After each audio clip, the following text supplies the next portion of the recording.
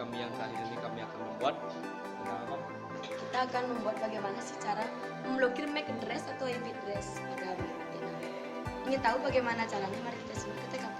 Cekidot.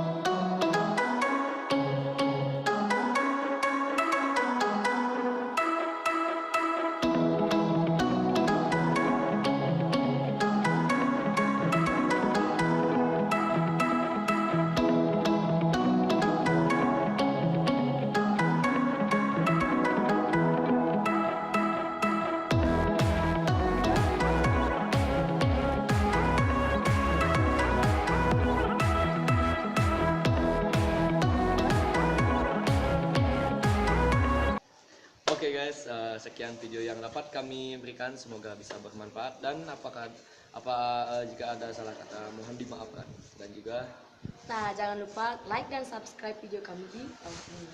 cekidot.